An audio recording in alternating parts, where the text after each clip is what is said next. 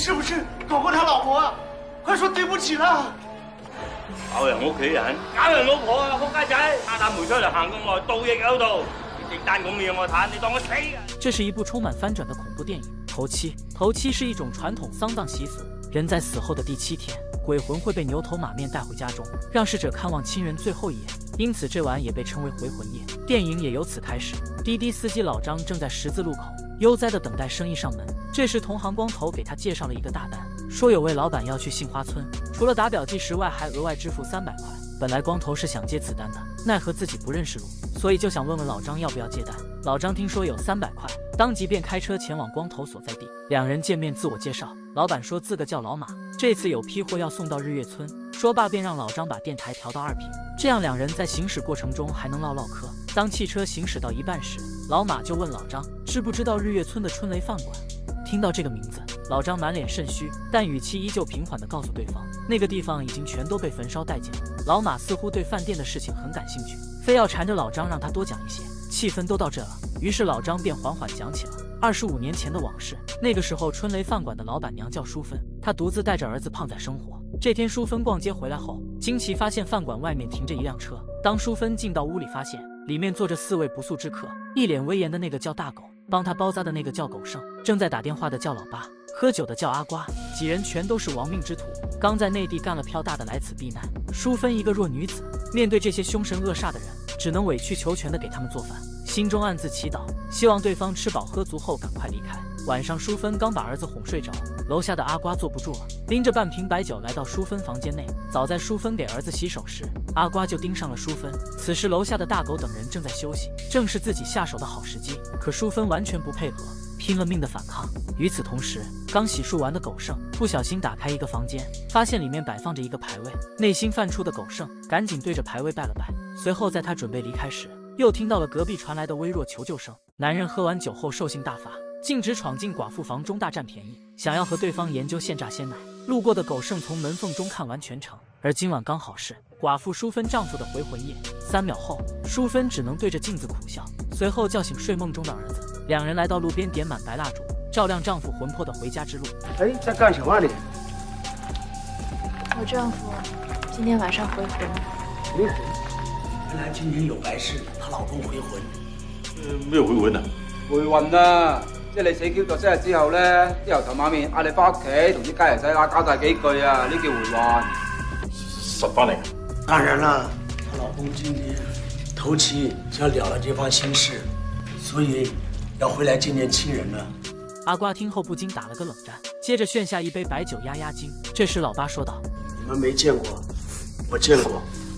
我自小就有一双阴阳眼，我经常看见。”时间很快来到凌晨，淑芬丈夫果然回来了，他心疼地抚摸母子2人，然后目光凶狠地盯着阿瓜。这时老八看到了淑芬丈夫魂魄，急忙追问阿瓜是不是做了什么亏心事。看着神情紧张的阿瓜，大狗似乎明白了什么，掏出手枪对准他，表示做了就要承认。可阿瓜就是死鸭子嘴硬，眼瞅着亡魂就要发飙。一旁的狗剩说出了实情，阿瓜听后恼羞成怒，拔枪就是一通乱射。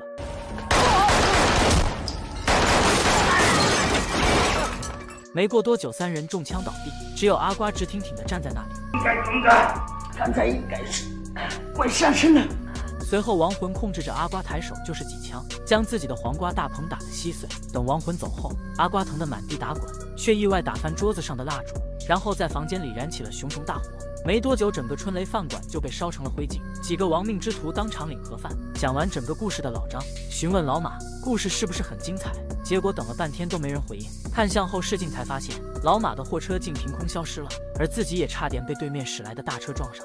没过多久，老马开着货车出现，他告诉老张，自己刚刚是去解决生理问题，为表歉意，他准备请老张吃顿烧烤。不料就一顿饭的功夫，老张的车胎就被扎了。为了不耽误行程，老马便让他坐到副驾上。刚出发不到半小时，老马便说自己有另一个关于春雷饭馆的故事。25年前，的确有4个劫匪进到饭馆停歇，不过这个版本和老张讲的不同，那4名劫匪并没有那么和谐。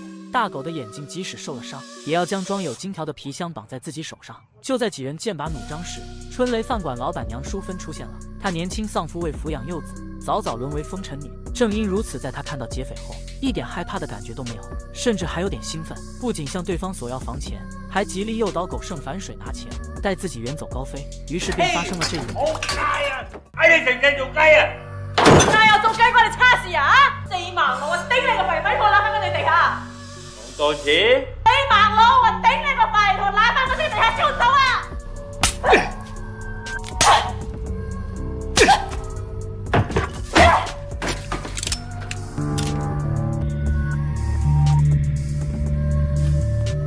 这特哥的妥妥大型反水现场，霎时间屋内气氛剑拔弩张。大狗虽然眼睛看不见，但根据现场反馈出的声响，察觉到了不对劲，于是他让阿瓜上楼去解决掉淑芬。可没想到阿瓜刚进房间，淑芬就给了他2炮子。阿瓜不仅没生气，还主动蹲下来伺候淑芬。与此同时，吃了面条的大狗开始狂咳不止。心中起疑的老八翻看掉在地上的面条，就发现里面竟然有毒。就在这时，2楼突然传来枪响，大狗和老八循声赶去，却看到狗剩的尸体从台阶上滚落下来。见有人丢掉性命，老八便把牵着大狗的手松开，打算用它来做诱饵引阿瓜出来。等他们打起来的时候，自己就能在背后放黑枪。而让老八没想到的是，狗剩在楼上可以看到楼下的一切。见老八躲在角落里，狗剩抬手就是一枪将人送走，而大狗也因为恐慌胡乱开枪，导致子弹反弹打中了自己。随后淑芬未能拿到金条，竟直接将大狗的手剁了下来。